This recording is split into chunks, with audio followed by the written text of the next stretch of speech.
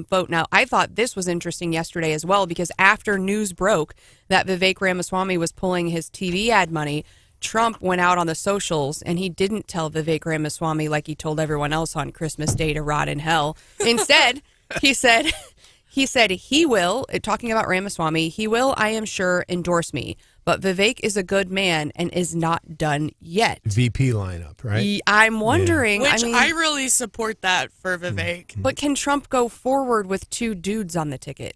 Or does it have to be a woman? Yeah, I don't know. Vivek's as close as you get. I mean, he went forward with Mike Pence, so, I mean, it worked for him once. I think going with someone younger for Trump would be a really smart move, though. I think so, too. But I think we have to start, I mean, if we're resigned to the fact that it's, and by resigned, I mean, I think I was really hoping that we could move forward. Not that I don't like Trump, not that I'm not going to support him if he is the nominee. But if we're resigned that the nominee is going to be Trump, it is really time to start talking about who we want that VP pick to be. I've heard, when they go down the list of women, I've heard people like Kristi Noem. A lot of people said she's had a couple missteps as far as true, like real conservative stuff goes, that could be tough. People have brought up his close relationship with Sarah Huckabee Sanders. She's only been the governor for, a couple of years now. Is Nikki Haley definitely out of the picture? I don't think he's going to pick her, especially if she really makes a run for him and wins in any of the states. Anybody who could possibly outshine her or has really competed against him, because even though Vivek is running against him, he really is like a Trump stand-in on that stage. Mm-hmm. So, I mean, I would like to see Nikki Haley. Hannah? I mean, I like Nikki okay-ish. I think this would never happen, but I think a Sarah Palin and Donald Trump ticket would be so fun. No. Oh, no. I think Nikki Haley really helps him in the general, though. Yeah, I think you're right. Yeah, I mean, she is much more moderate than I think the folks who are true Trumpers. Yeah, she brings an adult to the room.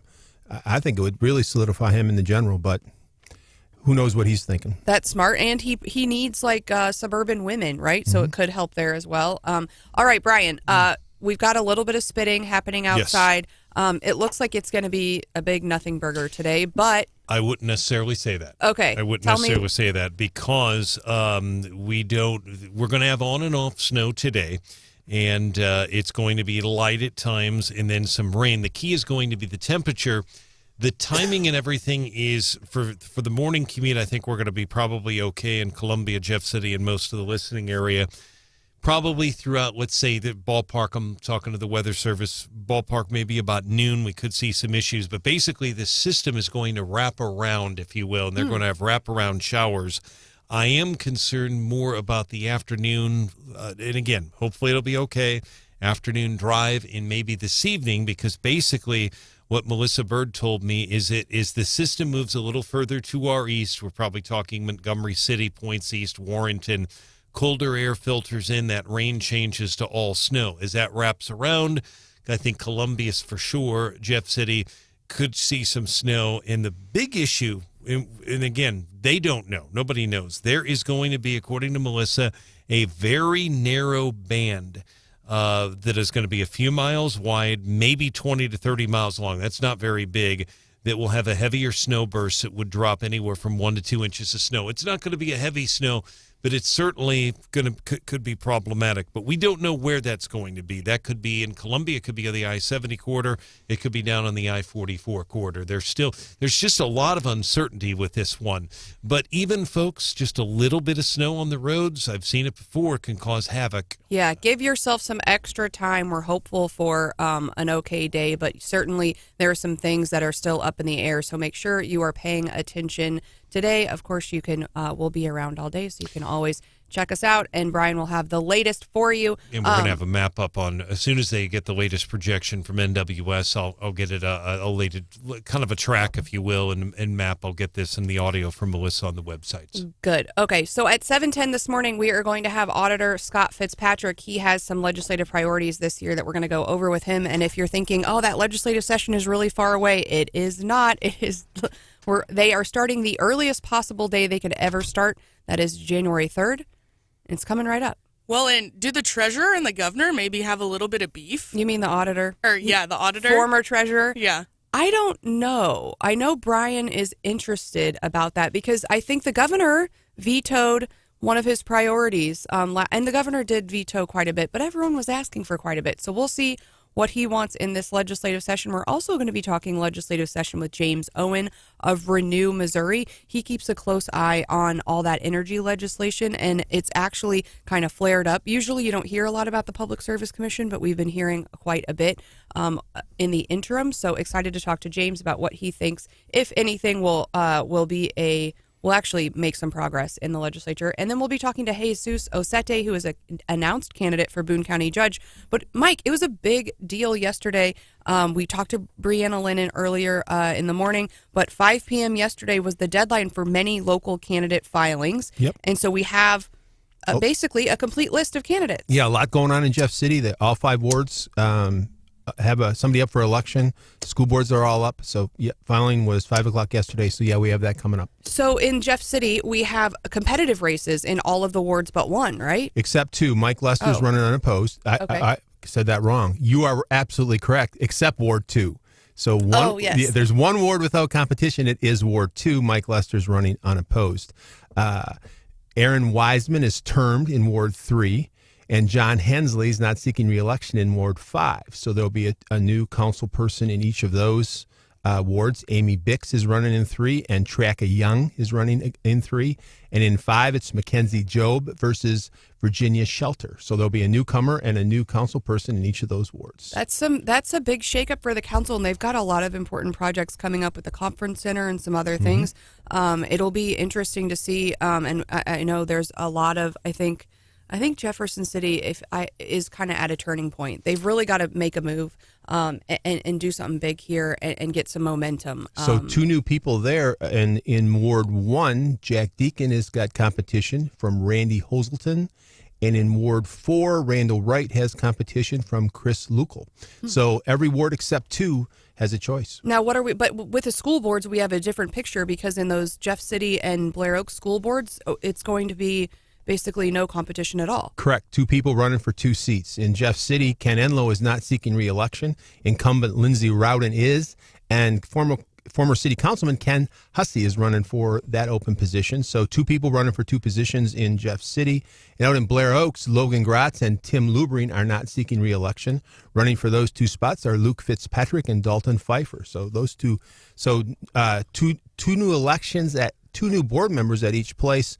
No competition. Interesting. Well, and I know, school boards had been over the year, especially recently since COVID, had been kind of a hotbed of challengers. And I think there were 8 people on the ballot in Southern Boone. In Columbia last year, 8 people for 3 seats. Now, in Columbia on the city council, we don't know who the candidates will be necessarily yet, because their deadlines are different, right? Correct. They have their own charter. Their deadline is January 9th.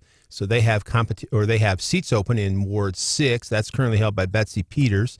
She's running for re-election. And Ward 2, that's the seat that Andrea Weiner resigned from, currently held by... she was just appointed. Her name's escaping me. I'll get it in a second here. And so that'll be Rachel Prophet. Yes. So that'll be open, and we won't know those candidates. I think there's 2 people who have signed up. Lisa Myers signed up. She was seeking the appointment, and so was Robert Schreiber. Okay. They filed their paperwork to run in Ward 2, but they still have a week to go. So, yeah, while we still don't know the final list for City Council in Columbia, we do know it for Columbia School Board, right? Correct. There's two seats open in Columbia School Board. One is incumbent is Jeannie Snodgrass. She's seeking re-election. The other is currently held by Karen Hayes, who was appointed, if you remember, to replace Catherine Sasser for the remainder of that term, which is expiring. But Karen says she is not running. She did not file to run. So there's 4 people seeking 2 seats. One is Snodgrass. The other is James Gordon, who ran last year. John Potter, who ran last year. And newcomer Elvin Cobbins. So there'll be 4 people seeking 2 seats on Columbia School Board. I know after watching Columbia School Board more closely for the last couple of years, we really got to get a change in leadership. But it sounds like some folks who had previously run and actually gotten close aren't in. But John Potter has been one that's been more conservative, right? John Potter's very conservative, and it's kind of interesting as you look at this, and it just came through last night. Although Gordon filed a couple days ago, so James Gordon is more. he would be, I think he would easily agree or certainly agree that he is a very progressive-minded candidate, perhaps among the most progressive-minded of candidates. And John's the exact opposite of a much more conservative candidate. So there'll be some choice there. And Alvin's fairly well known. He's been a volunteer in the community. He's been around a long time. I haven't seen him pop up in politics, but or run for office before. But those are four pretty good candidates in Columbia, so that'll be interesting. Let us know. Do you already have someone picked out? Do you know these folks? I will have to be honest. I don't, amongst all of the Jeff City candidates and Blair Oaks candidates and Columbia candidates, I don't know every single name. But let us know if you're familiar with someone and you're all in on them already. Yeah, I know everybody in Columbia, but I'm not all in on anybody. We'll let this thing play out. That'll be a good, interesting race in Columbia for the school board. And how many spots? So we got 4 candidates for how many spots? Two spots. Okay. So that'll be a campaign. There'll be some forums. Actually, I don't know if anybody will run in Ward 6 against Betsy Peters, but Ward 2 will have some competition. So leading up to those that's April 2nd elections, there'll be some campaigning and some interesting news coming out of those campaigns and some good choices for Columbia folks. And I'd say the same for Jeff City. That's a lot of competition for those city council seats. At a time, as you say, when Jefferson City's at a bit of a crossroads. New mayor after 1 year in, and now at least 2 new council people in competition throughout the wards. Yeah, I think Jeff City really struggles, I think, because, it's a very, very conservative town, but at some points the city council, I think, has been a little bit left of where the rest of the community is, and people have been frustrated.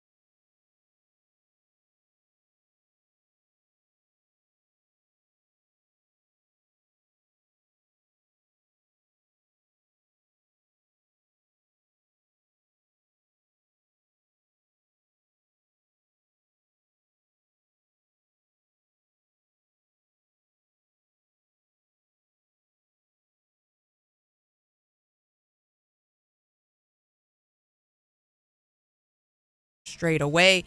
And so there will be a lot of D.C. talk after the first of the year. But for now, they're visiting with their families, which good for them. They need it. But I totally missed this guy, Representative Jeff Fortenberry out of Nebraska. Apparently, he was convicted last year. The trial took place in California over a $30,000 donation from a Nigerian businessman, which is illegal. But of course, it wasn't the donation itself that sent him almost to the slammer. He didn't actually go to the slammer. He had I think he was on probation and had to pay a fine. It was the lying. And that's what they all go down for, Mike, right? It's never it's the cover up. Yep. Sometimes he's just come clean and admit the mistake and everybody will forgive him. So he told the FBI he was unaware of any illegal contributions, but they had him taped on an earlier phone call where someone basically told him, and he acknowledged that this donation came from the Nigerian businessman. Now, what happened here was the statement was made, the false statement was made in his home in Lincoln, Nebraska, and in Washington, D.C., which is where his lawyer was. Somehow this trial ended up in L.A. The judges basically said, well, we can have this venue anywhere where the investigation was impeded, and so they said, well, the investigation was run out of the FBI's LA office, so we're going to do it over there. And the Court of Appeals said, you can't do that. And so he can be retried, so he's not off totally scot-free. But I think after all of this, he's probably going to get away. Why would he choose L.A.? Did he get to choose that? No. The prosecution chose it. I think so. Okay. I think so. So he is now, I guess, free. He was free before, but his conviction has been overturned. Also, we're getting a lot of polling back about whether Republicans and Democrats are confident in the counting of ballots in the primary and in the general election, and it's not looking good. A lot of Democrats say, yeah, I'm totally confident my vote's going to be counted. Republicans, not so much.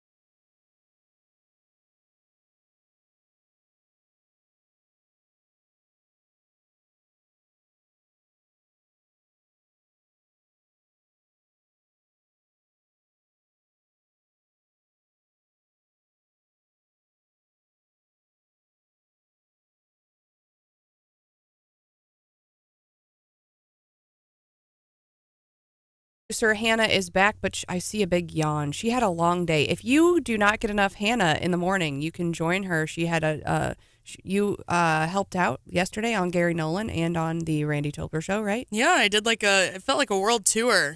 Well, are you on world tour again today? I am. All right, so join Hannah all day long. I'll be here. All right, well, we've got some updates on some local stuff. And Mike, since we've got you here today, I thought we could... and I wish I had John Marsh here too. He is taking a much-deserved break and will be back with us next week. Because I don't recall this ever happening in Jefferson City. It's just, and I'm trying to. So I guess if you're out there and you know that I'm wrong, text us 573-874-9390. But Nick Knoth, they actually got the signatures to try to recall him, and maybe it's because Jeff City doesn't have a recall, but I would assume that it does. I haven't done that research. Why are people so upset with Nick Knoth?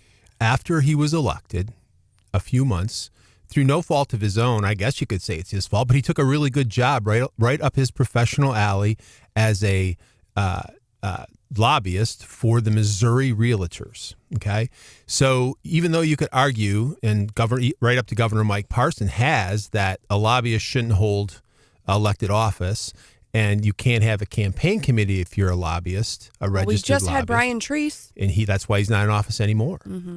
So, but that's not really what they're arguing. That sort of obscures the argument. It's a little deeper than that. And what it has to do with is the city council in Columbia. Columbia has a unified development code, and all use of property, every use of property in Columbia has to be part or approved of in that unified development code. And all of that at some point or another ends up in front of the city council. So all land use decisions are ultimately made by the Columbia City Council. Realtors have a huge interest in many, if not almost all of these land use decisions. So as we draw this out, or as the people who have brought the petition forward, they don't think it's right that somebody who advocates during the day is a paid advocate for the Missouri Realtors and their land rights and land rights issues would sit in judgment of those issues as a city council member from the city of Columbia. That's the essence of the argument. I think that's pretty bogus. I mean, I sit on city council in Ashland, and I think we all come with our own biases, right? Like, I'm a lawyer, so I could be biased against or, for lawyers or whatever. I've got, there was some home-based business stuff I know that shook up in the legislature last year. I'm a big... people know, like, I'm a conservative and I have small businesses, so I could be biased on those issues. We've got someone who's in law enforcement which I have so appreciated. We have someone who works for Mizzou who I have so appreciated. Maybe they're biased in favor of law enforcement. Maybe they're biased in favor of education. I think that's the whole point. Get elected and you bring that perspective. And I think that helps you in that we have these different expertise. And as far as the land use issues, that's the main thing we do in Ashland. We vote on land use stuff all the time. And I've never seen the realtors come in and say boo about anything. But I've also, it turns out it's mainly like the neighbors or the person's property. I mean, that's what we deal with a lot of NIMBY type stuff. But I've never gotten pressure from the realtors to do X or Y. So in Columbia, the realtors there is Columbia Board of Realtors, and they are a very powerful is like sort of trite, but they are very influential lobbyists in the city of Columbia. They're organized, they're smart, they're funded. They host campaign forums. Well, and I would say the same thing at the state level. The realtors have a lot of power. Absolutely. And so I think the difference here is, as I try to draw this out of my own mind, in half of the votes that you take, you don't have somebody who can stand up and say to you, you're only making that vote, or say this with some legitimacy, you're only making that vote because you're paid for. You have a salary coming to you from people who wanted you to make that vote. So every time he makes a vote that is in favor of the realtor's position in Columbia, which will be often, he's going to be accused of having a conflict of interest. And if you stretch this out in terms of the credibility of the city council, if you're constantly sort of legitimately being accused of having a conflict of interest, then there's definitely an apparent conflict of interest. And that's where it gets kind of like, I can see the point, and I've made this point. I think it's pretty strong that he has an apparent conflict of interest. And where it's really going to rear its head is with this big battle coming up over short-term rentals. That's coming to the city council in February. It's very contentious. The city wants to regulate them harshly and has ordinance that's been written and in place to regulate them fairly harshly. The Board of Realtors has been the number one opponent to all of this and trying to soften those rules. And now here's Nick going to have to cast a vote on that. He already advocates for the realtors now, and it's kind of coincidental that he has this position. But when he casts that vote, whatever it is, in favor of the realtors, there's going to be some legitimacy. People saying, well, obviously you're going to vote that way because they pay your day salary. Will there be pressure for him to abstain? Perhaps. And he may. So now that they've got this recall petition, they've got it certified, what are the next steps? It will go to the city council at their next meeting, and the city council will call for an election. And the election will be April 2nd. So in the municipal elections, April 2nd, we'll have Ward 2, city council person, we'll have Ward 6, city council person, and we'll have the recall election, a yes or no, to recall the Ward 1 council person, Nick Knoth. Now, but the city council, that's interesting. You think, where do you think the city's at on that? Do you think they will recall him? They have no well, here's the thing. I do, because of this. Only 1,000 votes got cast typically in the first ward. So he wins. He won. He's running unopposed, but Pat Fowler remained on the ballot, if you remember, because she didn't get off soon enough. He won 750 to 350. So it's not unusual to win in the first ward with 400, 500, 600 votes. It's happened many, many times. So you have 370, I think, people signed this petition. They needed 326 or 330. They got 370. They had 400 signatures they took in. 370 were certified. So the people want to recall him. And I will say this is politically motivated probably beyond just this conflict of interest, and it probably goes to the short-term rentals issue. There's no doubt this clouds this.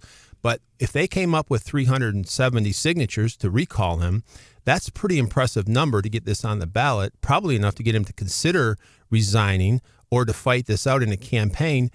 And the way I see it is this: he has to have somewhere around that amount of people motivated enough to come out and support him that live in the first ward against 370 people already living in the first ward who signed a petition to recall him. Who are motivated to recall him. Yes. Interesting. Well, but there are issues that come up before the Columbia City Council that really he wouldn't have a conflict on. And one that I know I've been getting a lot of info about is this new business license change. And that's something they already voted on. Yeah, but it's a done deal. You didn't really hear a lot about it, and people are getting their business. I mean, maybe we saw it on Como Buzz, but generally, right. And I think people just weren't paying attention, and then they get their license renewal fee. And for I have friends who have not necessarily franchises, but maybe we've got one business that got several locations, and it's for every location, and they're saying my business license in Columbia more than doubled. Yeah, I know somebody who went from like 2,000 and some to 7,000 and some. So what they did in a nutshell is this: they did not change the formula for how you are charged for your business license. And it has to do with, for every $1,000 of your gross receipts, which is another interesting angle in a second here, but for every $1,000 of your gross receipts, you're charged 25 cents. So the formula for computing what you owe for a business license hasn't changed. But they used to cap that. A year ago, at the end of 2022, that was capped at $750, or it had been capped for all of history at $750 up until 2022. Then they raised it last year to $3,000. So a lot of people doubled or almost tripled, and it went up to the $3,000 if they're over the max. Now they're phasing in over the next 4 years, $10,000 a year, basically, up to $50,000. Up to $50,000 from $750? Correct. So if you're a high, and who's getting hurt here the most as it's kind of spinning out here, if you're a high revenue, high gross receipts business, low profit or low margin business, which would be like a grocery store, right? Operates on a 2-3% margin. You could see your business license go from $750 a year ago up to some tens of thousands of dollars here in the upcoming years. I think that's really frustrating because when I hear people talk about Columbia, I think one of the positives is definitely not the city council, but it's a business-friendly community. We've got lots of small businesses, we've got lots of startups, and that they want more additional businesses to come here. And I was just reading about, and I know they just opened this.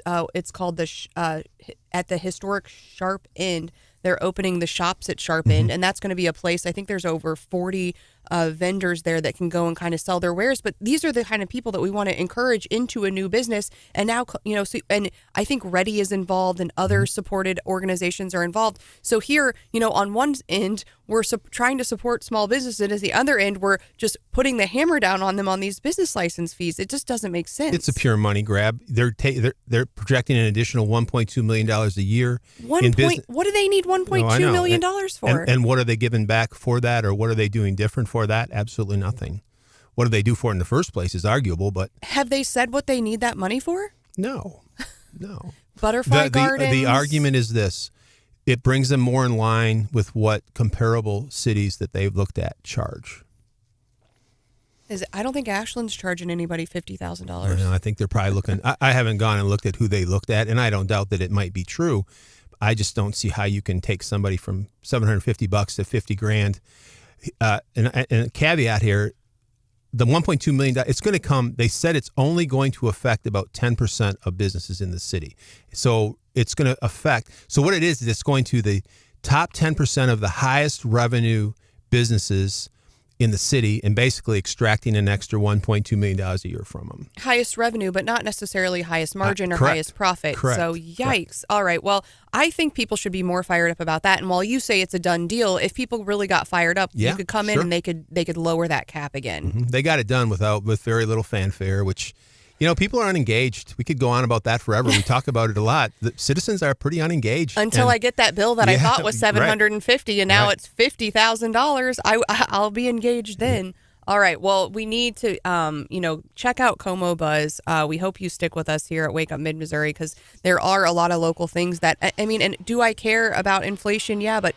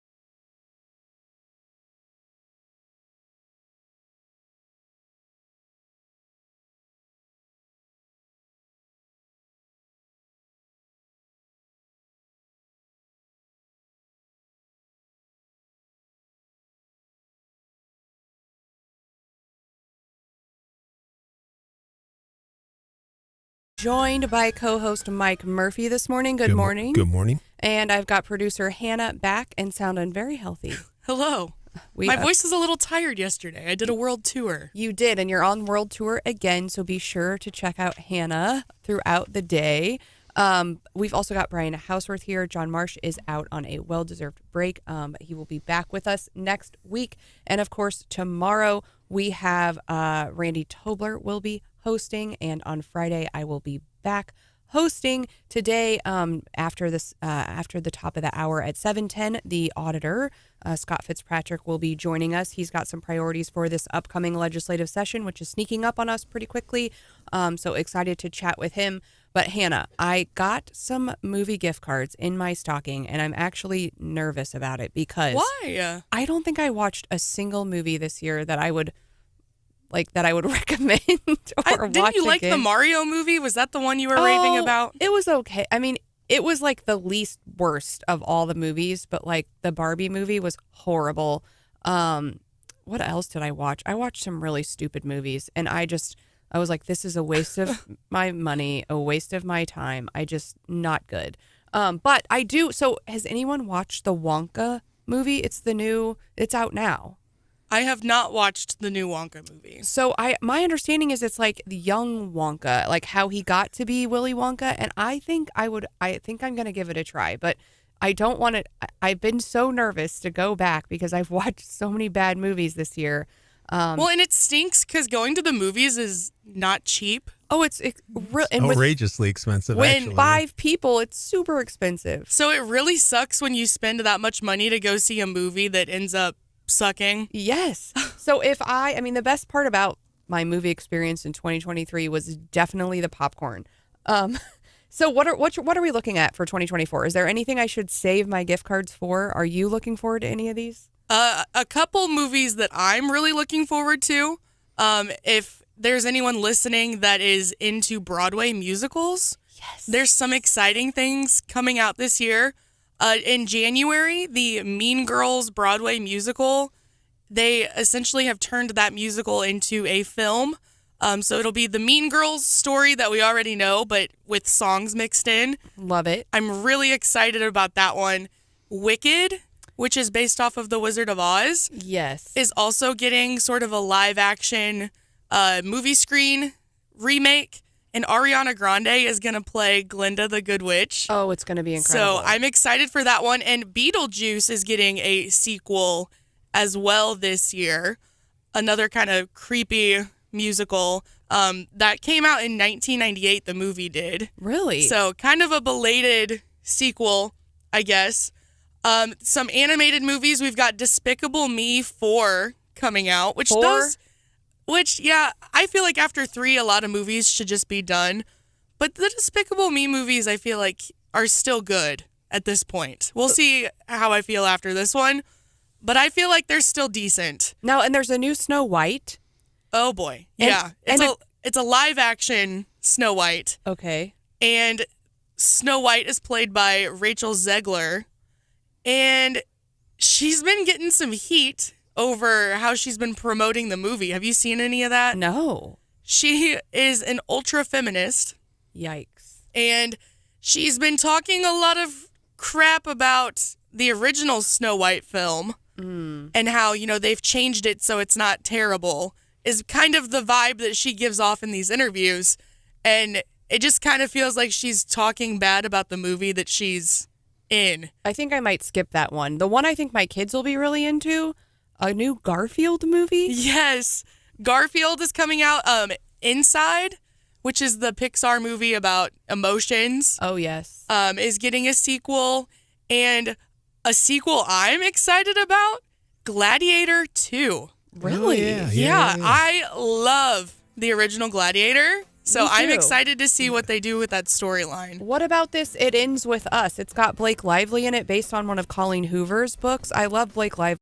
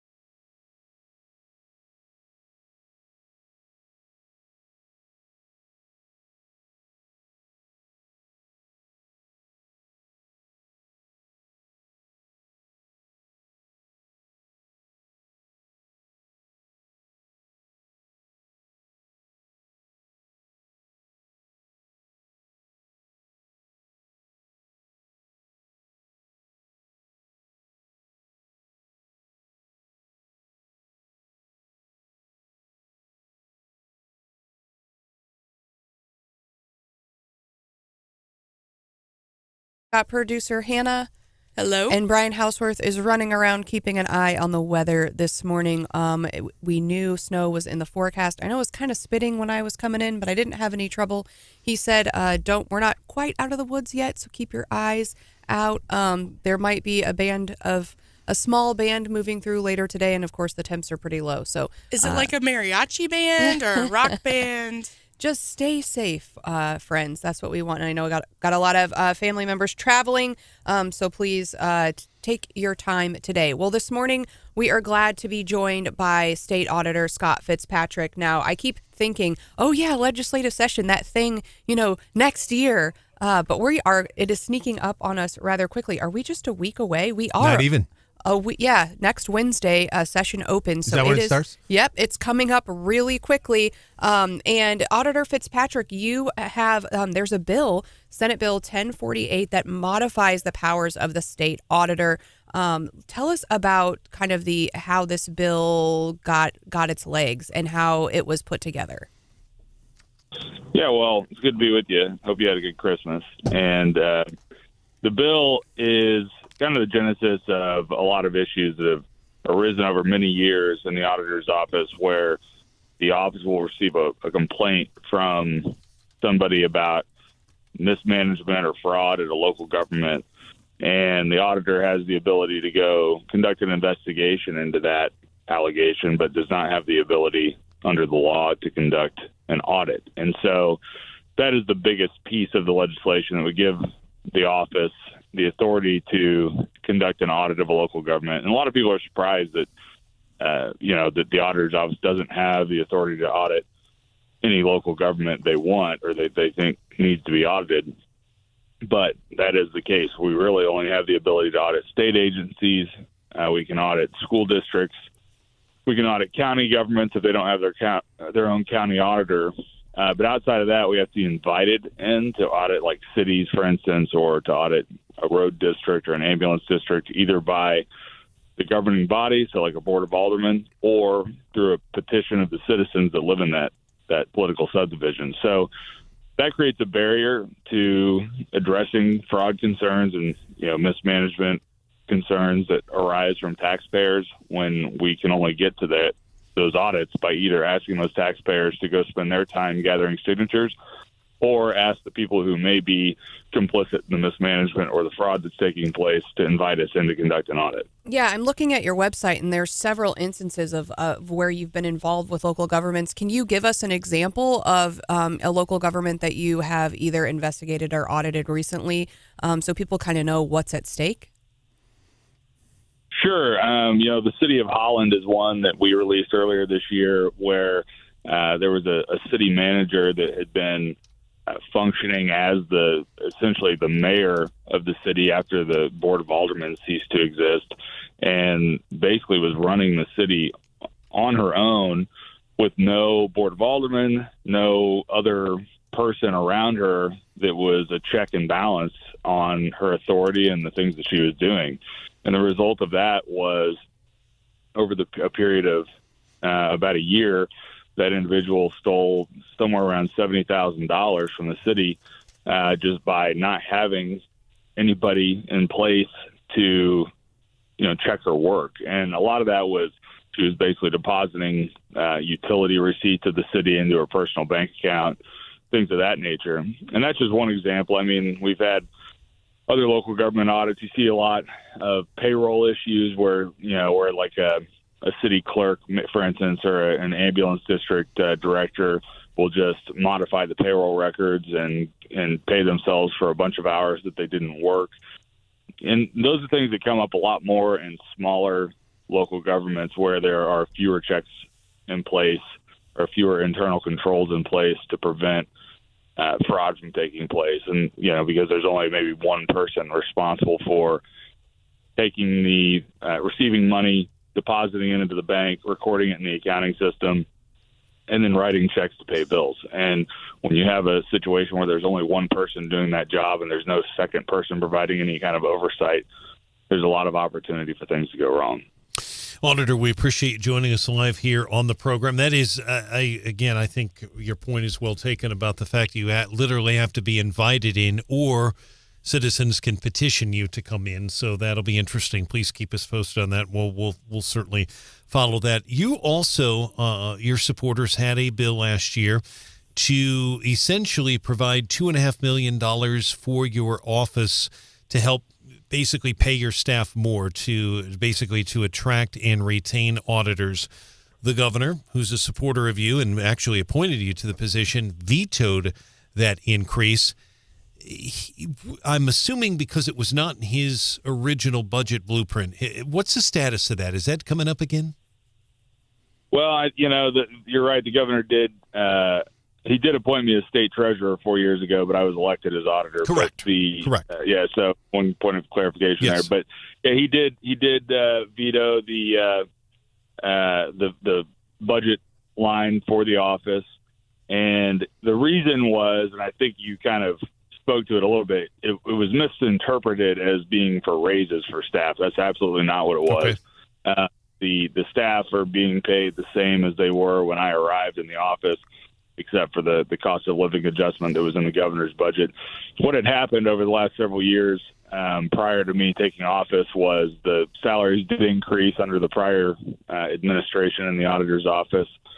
But that money came from essentially vacancies. So they were losing staff, and they were using the money associated with those staff to pay higher salaries to the remaining staff. And so when we came in and we're ready to staff the office back up, because when we arrived, the office is supposed to have about 160 people in it.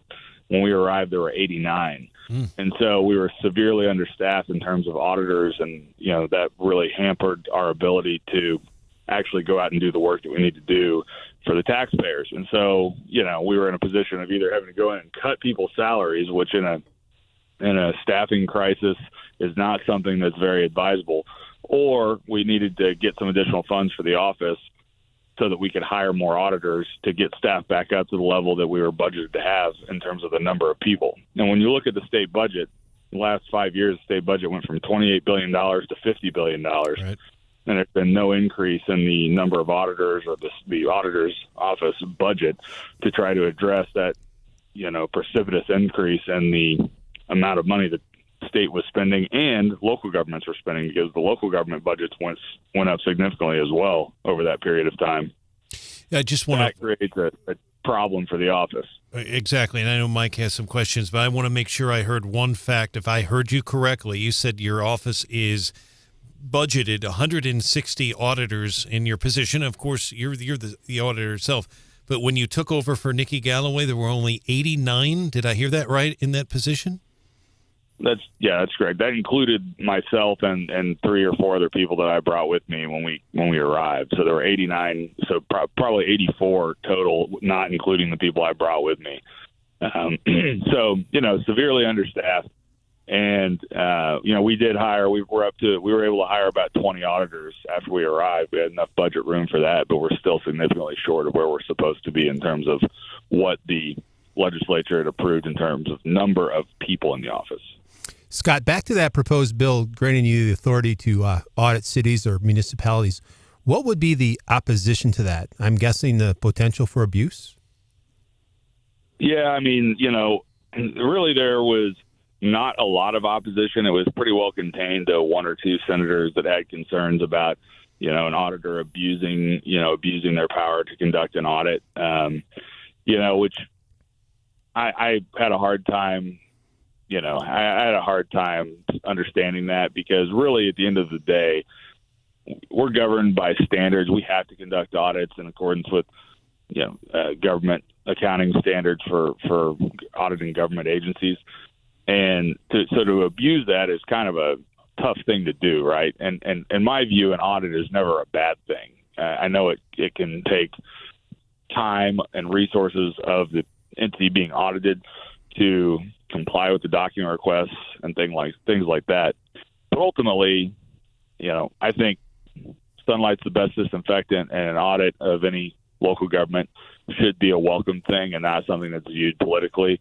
And we've really tried to do our job without making politics the forefront of it. We want to have good government, and we want to hold bureaucrats and people in places of power over taxpayers accountable for how they're treating people and how they're spending their money and how they're running the programs they've been entrusted to run by taxpayers.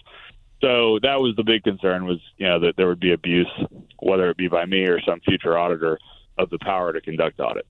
Now, I think you kind of get a break because you're on the off cycle. So it is, I think everyone's expecting a pretty chaotic year among the statewides and in the legislature, and you're going to be sitting pretty. Essentially, I'm sure it will be.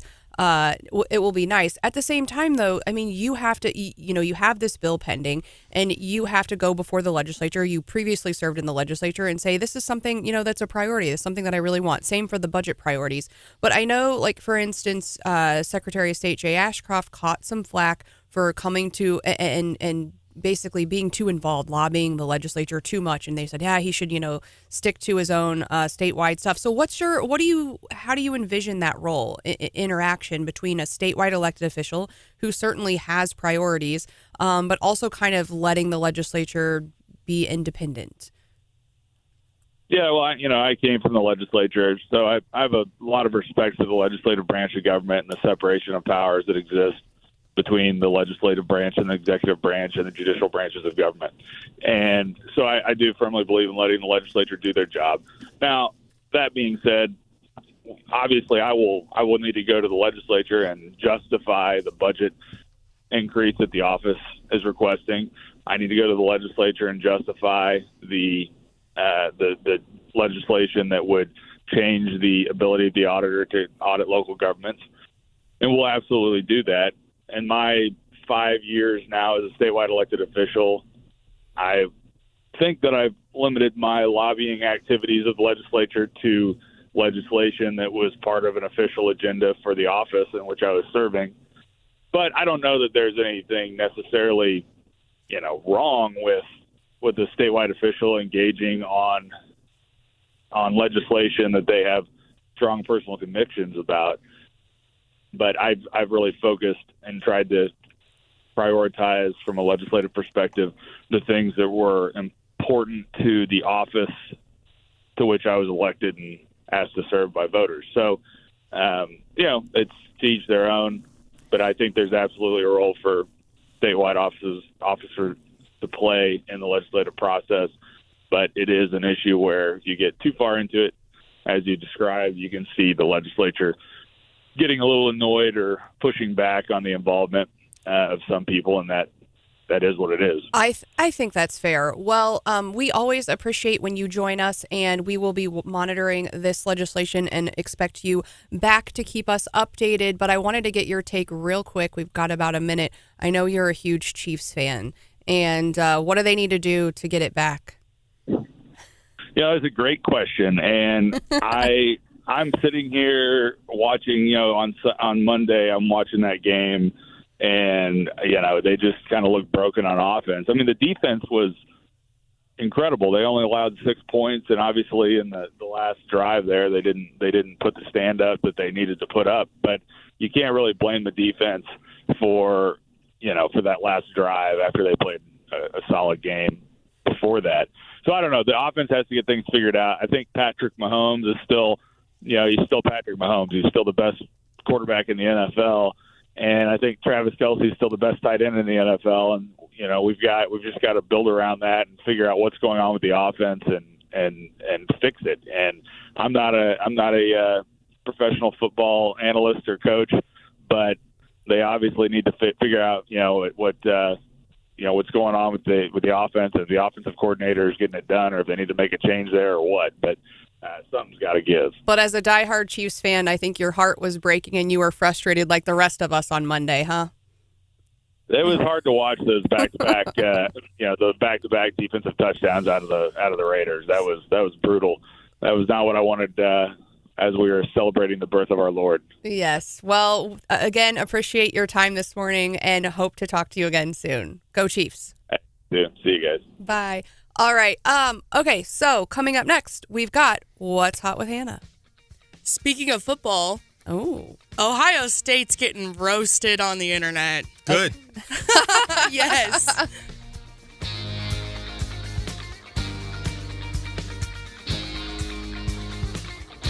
This is Wake Up Mid-Missouri. To me, being a Democrat, I know that Democrat will take care of everybody. It's not just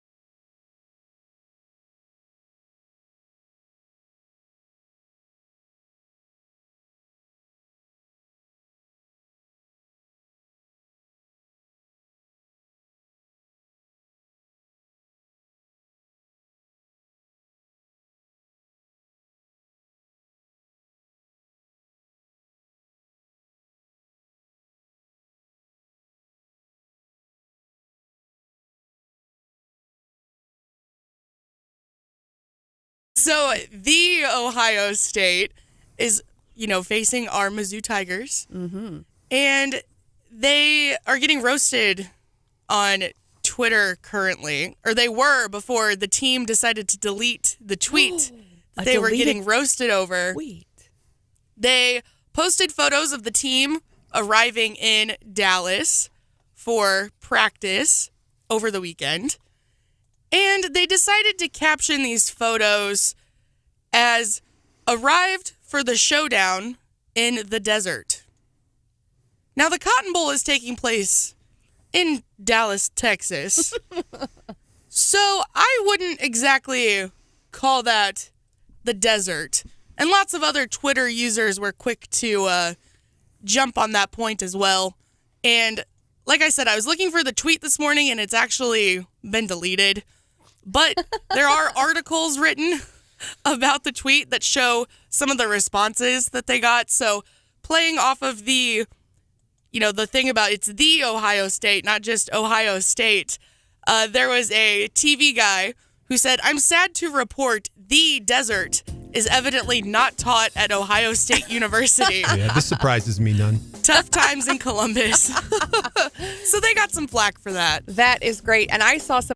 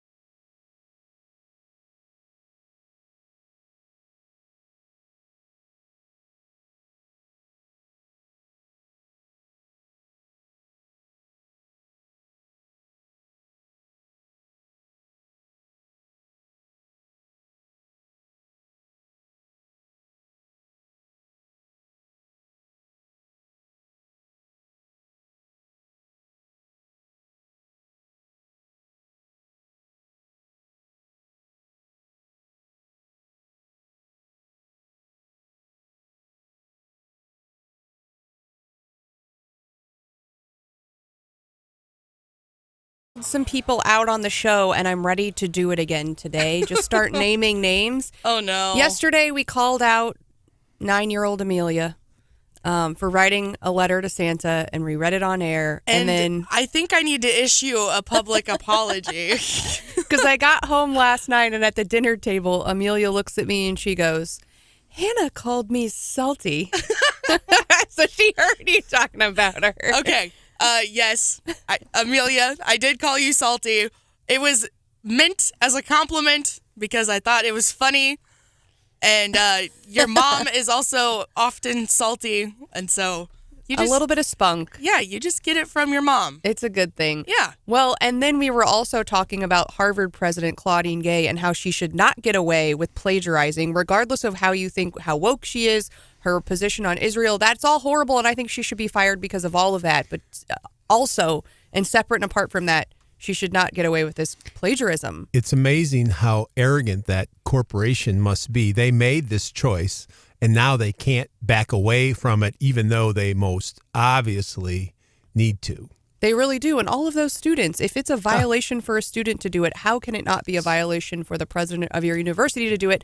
But we talked about how salty Hannah gets when people copy her, not just plagiarize, but just like when you feel like you've said something funny and then suddenly it's copied. And I had to laugh because okay, I really only get salty when it's like when it's in a professional setting. KCMQ copying Hannah. Yeah, but they accuse us of copying them too, so it's just we share the love. Just be flattered. It's like some imitation and flattery, right? Yes, imitation is the highest form of flattery. But this one I had to laugh because this gal is like the ultimate liberal troll. Yes, and she totally stole your tweet yesterday. Probably you think so?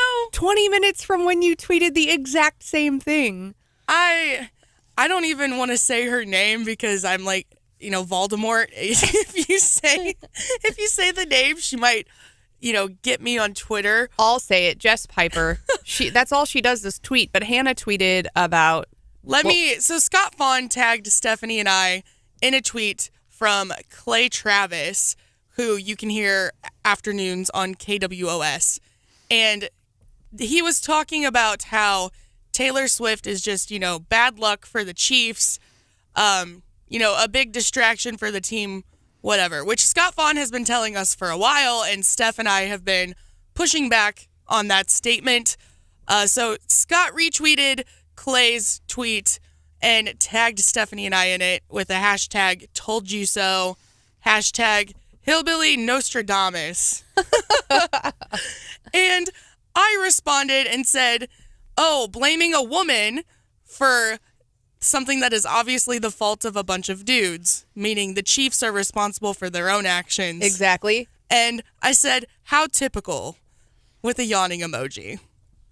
And then you said it was 20 minutes later. I don't know. It was really quite close in time. I didn't even look at the timestamps. It felt like 20 minutes. I'm pulling up her tweet here. Hang on. Let me check this out.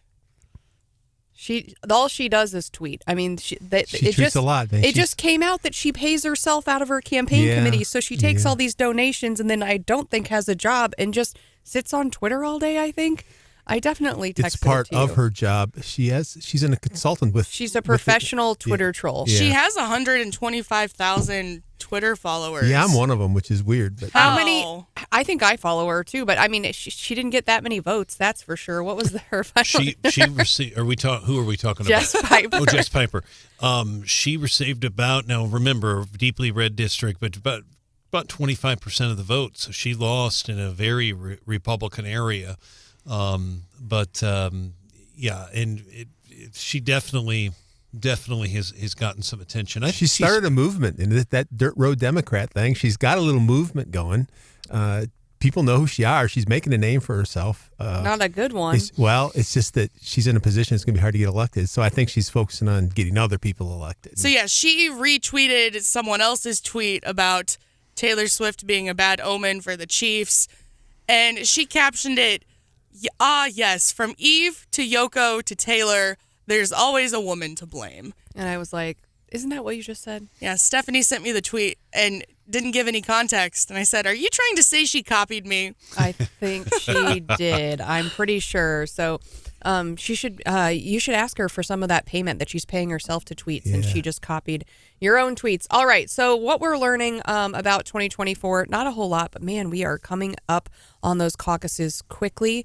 Yesterday, Vivek Ramaswamy pulled his ad money in some of the early states, his television money, but Trump was saying, it's all good. Vivek's my guy. I mean, he basically said something positive, which he really doesn't say about a lot of people.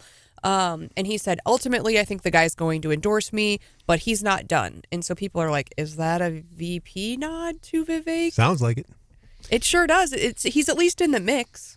Yeah, he is in the mix. I do think it's important to note, and it's great to speculate, and a great topic of discussion, no question. I know the audience will be interested, but there hasn't been a vote counted yet. So, I mean, people dropping out and everything. It just, I'm surprised by that. I mean, we'll have a better idea after Iowa and New Hampshire, but. And I really thought Breanna Lennon yesterday did a nice job outlining I didn't realize that the two parties are doing it differently, and the Democrats are having some mail-ins. I mean, she did a nice job outlining that. We've been running sound bites in the newscast as well. So if you want to participate, Republicans, pretty self-explanatory, but we don't know where the Democrats are even going to meet yet on March the 23rd, and then some are going to mail their ballots in. I got a feeling participation will be almost zero. Just the highly interested folks. It'll just come down to, and maybe that was the plan all along, but I think it's going to come down. That's why the Democrats are in no big hurry, I don't think, to have this all organized. I think it's going to come down to a very, very, it's almost like backroom and cigars again. It seems to me like a real step backwards. I think people are worried about, and we got some text yesterday about disenfranchising people, and I know that's been a concern as well for people who can't spend all day in a gymnasium or in a big room, people who have weekend employment or who are out of town or who are serving in the military. There are some concerns, but other states have done primary or caucuses for years. I am excited because I just love something new and I love to participate. So I will be there participating. It's on my calendar. And so, check out the Boone County Clerk's website or the Cole County Clerk's website. Make sure you get those dates on your calendar and you stay informed. Oh, and on our website, of course. The full interviews on KWS.com and 93.9theeagle.com. And I mentioned the Libertarians in there as well, but they're more of the state convention, it sounds like. But it was good. She did a nice job, Ms. Lennon, on the show. Of course, she's a lawyer. Yes. And really understands the law. And a Truman State grad. She is. And very good at her job, I think. She is. Yeah. Absolutely. And I know you and I have talked to her many times, and always accessible. The other thing we're learning about Trump this morning and kind of this week, he said he is going to completely replace Obamacare with his own alternative. Now, I think earlier I said I was kind of resigned to the fact that Trump's going to be the candidate. I was kind of hoping to just move on. Not that I don't like Trump, but I think if we really go back to why do people like Trump and what are his strengths, I really appreciate this from him. And I think we lose track of that at the state level and sometime at the national level of just, hating on Biden and not having your own agenda and not having a plan. And so if I look back of why Trump got elected initially, he said, we are going to close the border. We are going to fix the economy. I am going to put conservative justices on that Supreme Court. And he ticked off a lot of these boxes for people. And so I think he's, there's been a lot of talk about him changing strategy, but I think also having him talk about, here is my agenda. I am going to, not only tear something down, but I have an alternative. I have a plan. We haven't learned a whole lot about that, but I think more people would be benefited by doing that. And I think people really appreciate, here is how I plan to do it better, because it's easy to criticize. But it's harder to say this is my plan for the future. And I think as conservatives, we have a good platform, but we often don't do ourselves any help by not having that plan. And I've heard, at the state level, Bill Eigel has said, we've got to completely abolish DESE. And I think a lot of people are like, yes, burn it all down. Okay, then what's after that? Then what is our plan for education? Eigel's where Trump was his first election. Now Trump has taken a more, Trump was all blow it up, right? Now, I think he senses, there's being advised, and probably both, that American people don't want a blow up. They want some stability. It's already been blown up. It's already a mess. And you can see him responding with much less chaos talk. You know what I mean? He's way more adult-like in delivering plans like this, where Eigel is using Trump's original strategy, I think. Yeah. Well, and I think you're right. You use that word chaos, and that's how I rationalized to myself that Joe Biden got elected. It was, COVID was so chaotic and people were in such a state of chaos, and they just said, I just can't handle any more changes or chaos in my life. And at that point, Joe Biden was kind of the vanilla. Grandpa will settle things down. Yeah, and I don't think they actually voted, for Joe Biden or for his policies. They just voted anti-chaos. But I think people have seen, be it gas prices, inflation, your 401k, throughout, for all of Joe Biden's policies, have seen, okay, maybe we need a little bit of chaos and shaking things up. And the other person who talks a lot about chaos is Vivek Ramaswamy. Yeah. So bringing this back to what Trump said about him yesterday, I think there's a chance Trump picks him as the VP pick. I think there's an excellent chance. Yeah, I do too. I do want to make a point about the Affordable Care Act. You were mentioning that. It seems to me, and by the way, I think if you poll our listeners, I doubt, from at least the ones we hear from, I don't think a lot of them voted for President Biden. I think the majority that we've heard from voted for President Trump, and some sat out. But the Affordable Care Act is interesting. If you go back to that, in 2009, it was approved on, I remember, Christmas Eve, and it got approved. But the Republicans took over in 2010, and they campaigned on a platform that they were going to, I believe it was called replace and repeal. Well, that never happened. McCain cast a very key vote on that.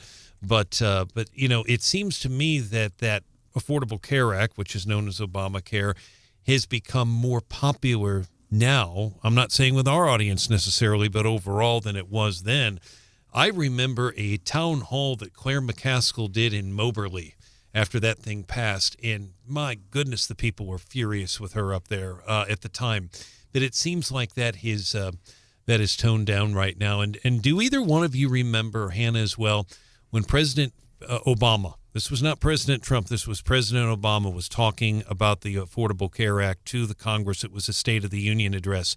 He said, his words, illegal immigrants will not be able to get care for under the Affordable Care Act. There was a congressman, by the way, Democrats nowadays would really blast him if he were to say that, but he did. But there was a congressman from South Carolina who actually interrupted his speech, a guy named Joe Wilson, and called him a liar during the speech. And it's interesting how that has all changed in that time. I just appreciate Trump's thoughtfulness and bringing that issue up, because it's an issue that I think, day to day affects so many Americans' healthcare. And if you think like the one thing that is just outrageous, that doesn't make any sense, that's not rational, that, no one seems to be able to explain, it's healthcare, but not many people are talking about it. But as we have an aging population, and as you can talk about inflation, and, I might pay a couple bucks here and there for extra for eggs or for bread.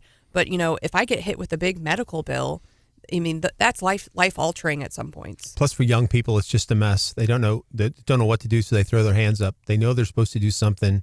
They know Obamacare is out there, but it's just too confusing, too difficult, too shrug your shoulders, throw your hands up, and move on. Yeah, and there's bills addressed in the legislature. Senator Lauren Arthur, who's well respected. We should have her on, by the way, at some point. A Democrat who's termed out, but she's had a diabetes bill for years and has pointed out, and this is a fact. This is not an opinion from her, that these diabetes drugs are so expensive, but that bill never goes anywhere in the Senate, and it barely gets any news coverage at all. I've reported on it, but so there are health care bills in the General Assembly too. They just nobody knows anything about it because they get little coverage. All right. Well, we will be watching as that Iowa caucus approaches. Coming up next, we are going to do And That Would Be All Except for This. But then stick around too. At 8:10, we are going to have James Owen from Renew Missouri.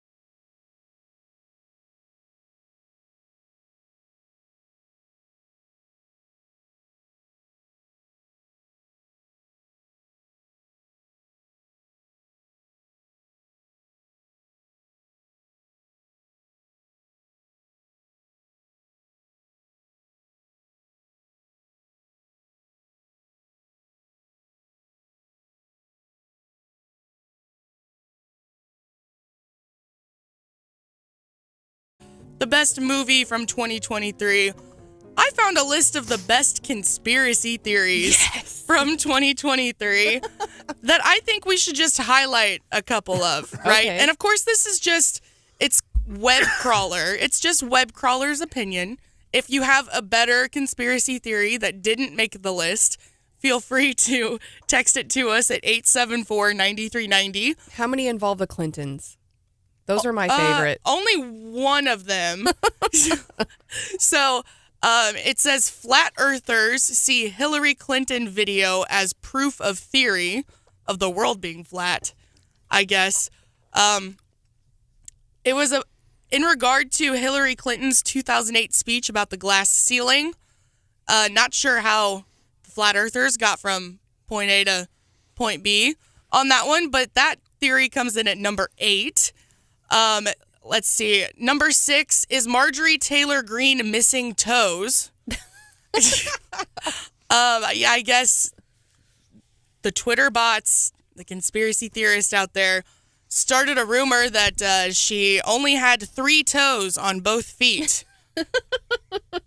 And that's why she walks the way that she walks. Honestly, she got swatted like 2 days ago, so I'm all about the toe rumors, not about the swatting. Coming in at number 5, Bill Gates dropped a bunch of genetically modified mosquitoes on a music festival in Maryland.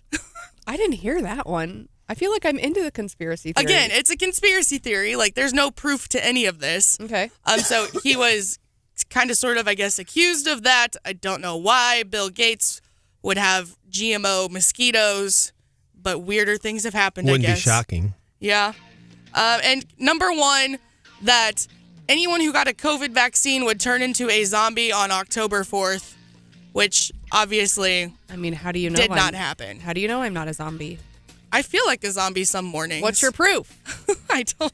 I like all of this talk lately as well about gateway drugs to conspiracy theories. The leading ones are Bigfoot and owning chickens, which I think is correct. Okay, up next, James Owen and energy legislation.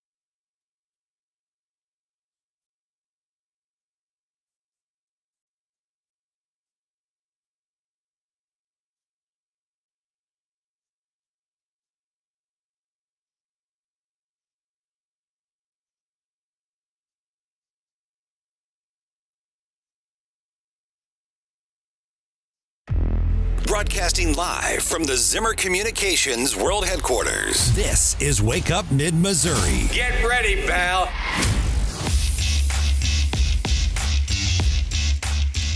This is Stephanie Bell. I am joined this morning by Mike Murphy of Como Buzz. Good morning. And a new show, Columbia Buzz, that airs on Saturday morning, 8 to 10. And Sunday morning, 8 to 10. Yeah. On 93.9 The Eagle. On 93.9 The Eagle. You can catch it in the app as well and learn all things Columbia. We really enjoy the insights today. Of course, yesterday was a big filing deadline here in Mid-Missouri, and we're learning more about who filed for those races. So we will be keeping you updated on all of that. But this morning, we have James Owen in. James is from Renew Missouri and a friend. Our little Public Service Commission bar of folks who participate in those cases is pretty small.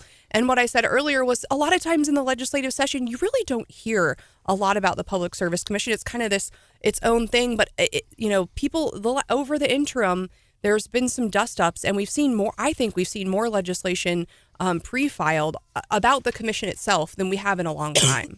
Yeah, hey, Stephanie, it's great to be here. I think when you look at the Public Service Commission, and it's one of those things that people hear about, they don't really quite know what it does. They don't really quite know how it works. But then when there is a controversy, when there is something going on, especially right now with clean energy, or with some of these new innovations in energy policy, it does get people really concerned because utilities are something we all deal with. We have to deal with on a daily basis. Our utility bills are a necessity. More people pay utility bills than they pay taxes. Sure. So, when they start seeing things change to that, people become concerned.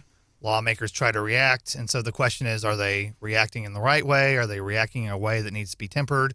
And that's kind of what we're looking at right now. Well, and I think a lot of times we have the luxury of not having to talk about infrastructure issues. And they kind of ride under. But when things go wrong, I mean, we think back to like ice storm and those kind of things. I mean, if those things start going wrong, and like what we saw in Texas, I mean, it is a complete disaster when those things go wrong. And so, fundamentally, it's super important. Now, your organization is more, I would say, a little bit I'll let you talk about Renew Missouri. Yeah, we've been around since 2006. We are statewide. We're a nonprofit. We work on clean energy. That doesn't just include renewable energy like wind and solar that we advocate for, but also energy efficiency, which is not whether you turn a light on or off when you leave a room, but like how much demand do you use for power? Like what can we do to lower your need for power? And so that's actually become more of what we deal with than almost dealing with wind or solar. And so we are just a week away from the legislative session. It's hard to believe it's starting very early this year. Still recovering from last year. I know, but we're coming right back up. But we're going to get into it because Renew Missouri has also gotten involved here locally in some Boone County issues, and we'll get to that. But first, I kind of want to talk about what are we expecting to see in the legislative session, what your priorities are. But first, let's talk about what is that legislation that's directed at the commission itself. Well, there's a number of bills out there. I mean, for people who don't know, the Public Service Commission regulate privately owned utilities. That would be Ameren, if you live in South Boone County, or Ameren Gas here in Columbia. Not companies like Columbia Water and Light, not your rural electric cooperative. They don't regulate those utility companies, but private ones. Water, like Missouri American Water. Mm-hmm. Like if you're in Jefferson City, you use that water there. Probably some other ones around here I'm not thinking of. And so they help set those rates. They help them, make decisions about whether or not they're going to build a new plant or they're going to build gas plants or solar or wind or transmission lines, because that's a controversial subject as well. And certainly that was a hot topic several years ago. So there's some things directed at how that commission currently is constituted. Right. And then and let's talk about those changes that are being proposed, and maybe talk about why we think maybe some of those changes, or what people are saying those changes are a result of. Yeah, right now there's 5 public service commissioners, 3 from the Republican Party, the party that's in leadership, as well as 2 that are in the minority. They have 6-year terms. They get appointed by the governor. They got to be ratified by the state Senate. The changes they're looking at is moving that from 6 years to 2 years, where the Senate has to approve of those commissioners there. And there's also a law that would increase the amount from 5 to 8.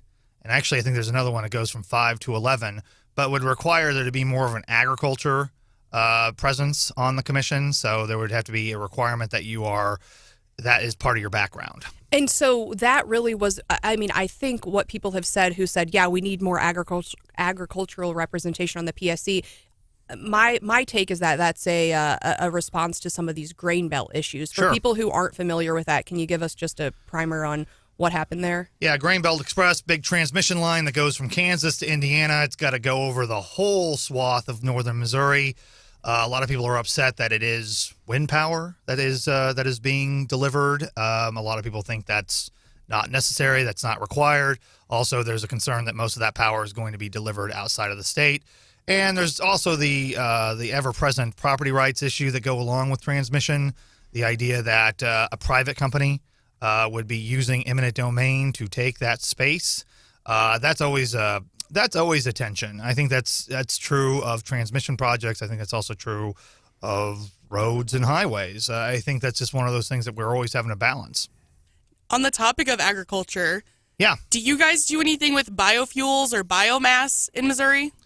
We will work with those companies. It's not really our big focus. I mean, right now there's not enough of that, but when there's this idea of renewable gas, and there's this idea of like taking cow manure and turning it into gas. It's not really renewable. Because sustainable, maybe? I think it's better than a lot of other options, but it's also not significant enough to really look at it as a statewide issue. I mean, I think it can help kind of supplement certain things, but it's not. We're not really necessarily against it or for it, but we do work with those companies whenever they have questions or want to know what the regulatory environment here is in Missouri is like. Now, I also know some of this kind of renewed interest in the Public Service Commission, and some of the issues that have been talked about a lot over the interim have to do with the recent implementation of what a lot of folks say is the TOU rates. Yeah. And if you go over to the PSC, I think the PSC might have more acronyms than the federal government. It's a very acronym-heavy place. Alphabet soup. Yeah. So for folks who aren't familiar with TOU rates, give us a little bit of a background on those.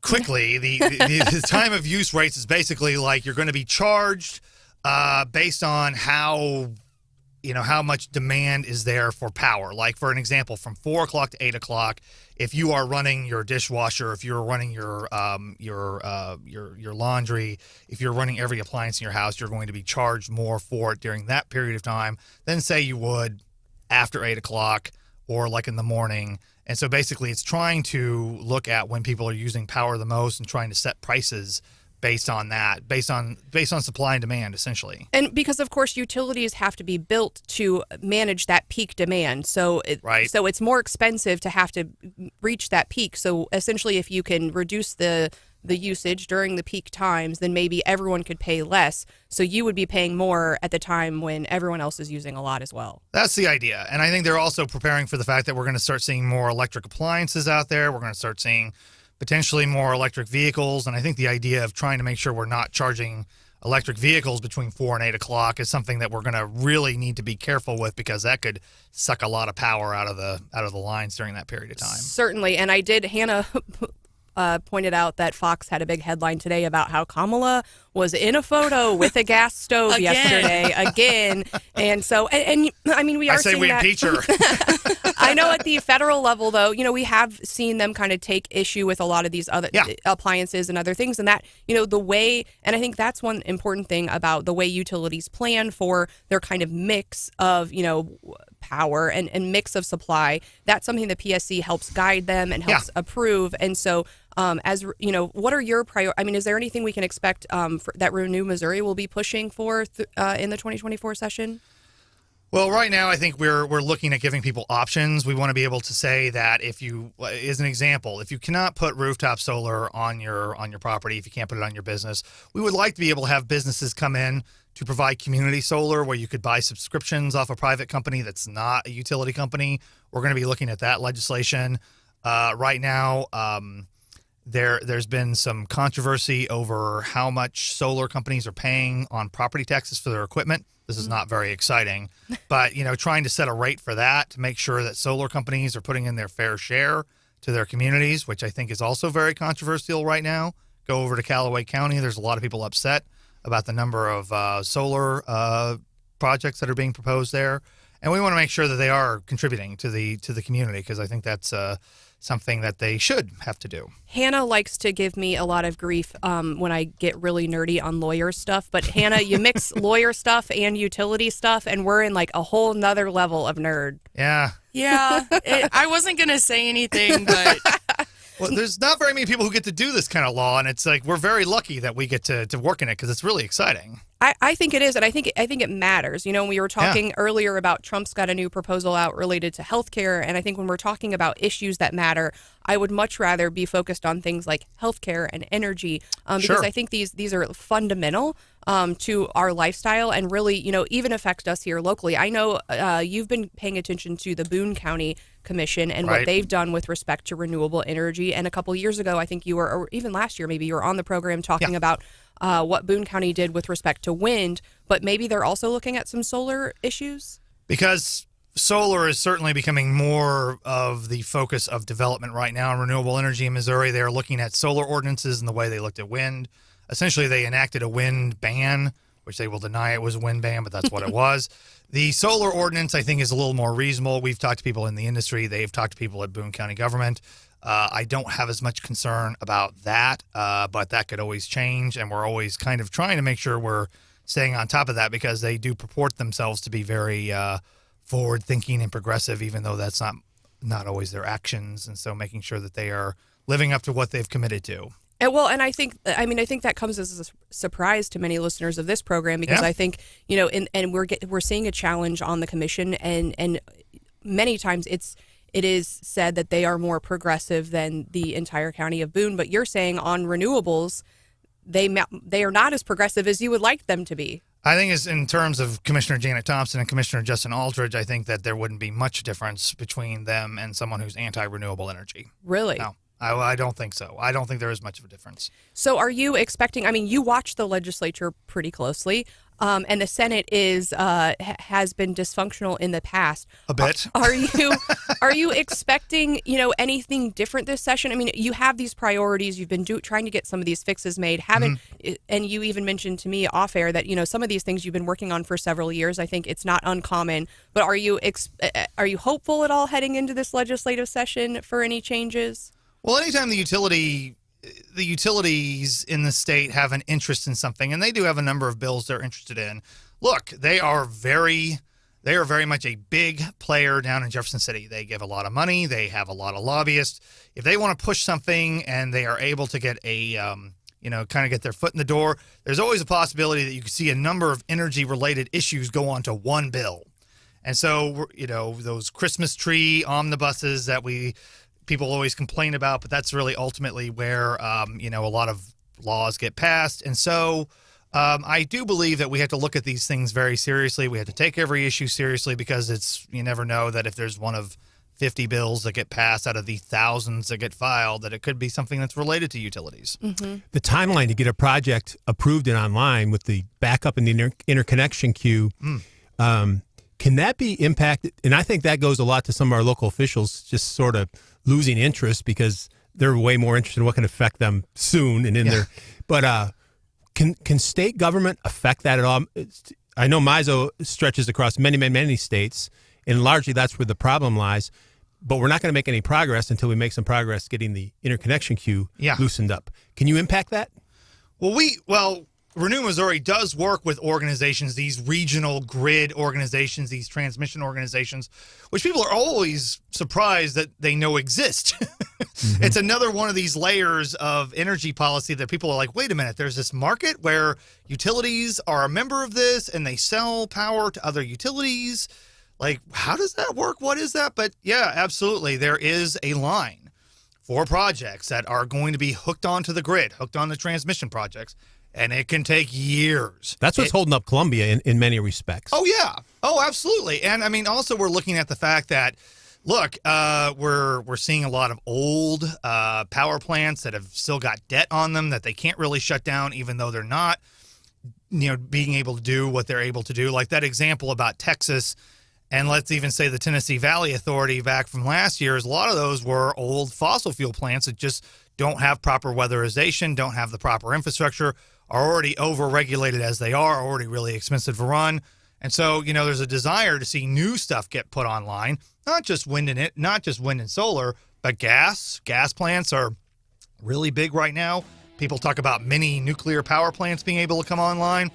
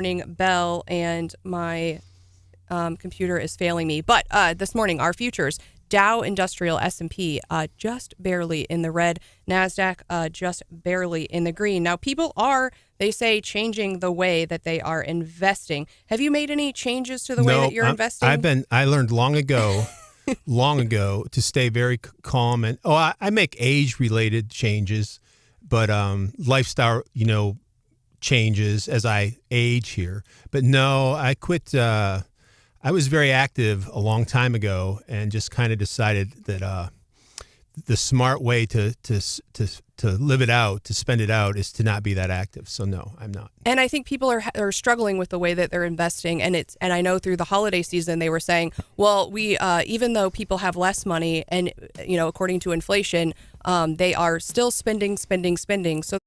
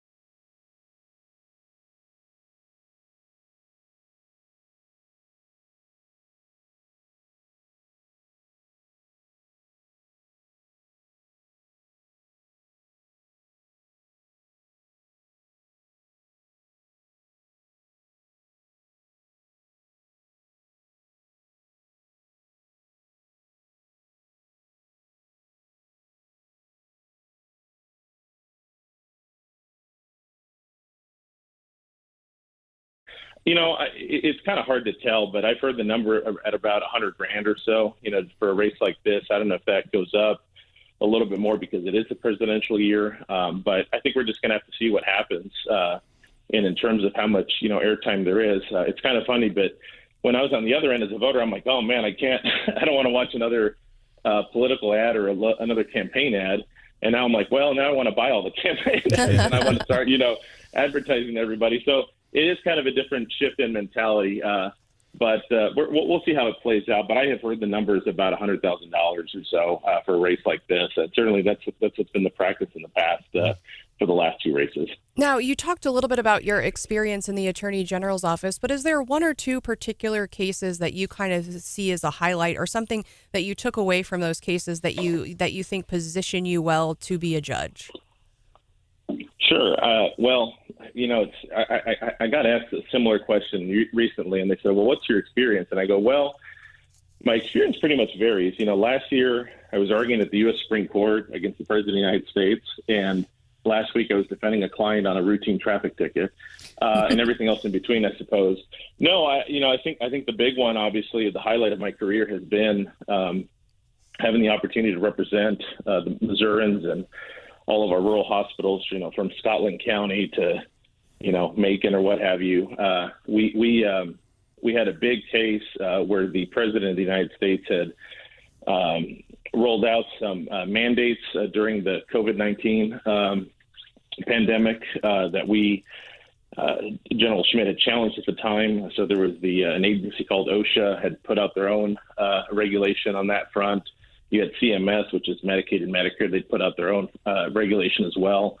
And at the time, I was the lead attorney, and I got a nationwide injunction against, not nationwide, it was 10 states that were enjoined at the time, but against the CMS mandate. So it was a vaccine mandate that was enjoined by a federal judge in St. Louis. And that went all the way up to the U.S. Supreme Court, and I got to argue at the U.S. Supreme Court. And on the other side was President Biden and his Department of Justice. So it was a remarkable experience to actually get questions from, Justice Thomas and Chief Justice Roberts and Justice Barrett and whatnot. And it was kind of unusual because, again, it was during COVID, and, Justice Sotomayor was up in her chambers, she wasn't taking questions from the bench and whatnot because of the pandemic. But it was just a remarkable experience because I got to show up there. And I think it's the first time and maybe the only time that Memphis, Missouri has actually been mentioned in front of the U.S. Supreme Court. And I got to tell them what it was like and what impact, the Medicare funding and the Medicaid funding being deprived was going to affect on these communities, how it was going to affect them down the road. So that was a huge highlight of my career, something, Stephanie knows this, but I think most lawyers go their entire careers, their entire lives without arguing in front of the U.S. Supreme Court. It's kind of like winning the lottery. And for Attorney General Schmidt to confide in me and to have that confidence in me to go do that, I tell people it was 4 days before the argument that I got the nod to go do it. It was a very short turnaround time. Most people have 6 months to prepare for this kind of arguments, but I did it in 4 days, and it was a tremendous experience and something that I'll never forget. Certainly. Well, we appreciate you joining us, Jesus, and of course, we'll be monitoring your election as it goes along. Anything else you want the listeners to know about you this morning before we let you go? No, I think overall, thank you for the opportunity to let me speak on your show, and I very much look forward to meeting all the voters in Boone and Callaway County and persuade them why I should be their choice for circuit judge next year. Thanks so much, Jesus. Thank you, Jesus. Thank you. Thank you. I think he brings up a very good point. Maybe the most important point that the counselor brought up is that Callaway County is part of this circuit, because we sometimes forget that, but they are. And Judge Crane spends at least 1, maybe 2 days a week, depends on cases. Might be more than that if there's a trial, but he's in fun. Judge Harris and everybody as well. That was very interesting. Rare. I'd venture to say, Stephanie, and I don't know, you're an attorney. How many people in mid-Missouri have argued before the U.S. Supreme Court? I wouldn't think there'd be that many. Maybe a handful. Wow. I think we could count them on one hand. I'm just thinking maybe D. John Sauer would be one if I assume he's still in the area, but Jesus, they're not that many. So there are not. That was a good interview, and Stephanie Morrill has also indicated she is going to to run for that. So we'll see. One's a Republican. Did we mention that? Jesus is a Republican. He's a Republican. And Stephanie's a Democrat. She's a Democrat. And Callaway County is important. I mean, we talk about that in Boone County, but Boone County actually has quite a few what you would say Republican or conservative judges. But having that Callaway County, we know, like for Caleb Rowden, and for the Stephen. Now we think Stephen Weber's going to get it, and once it's confined.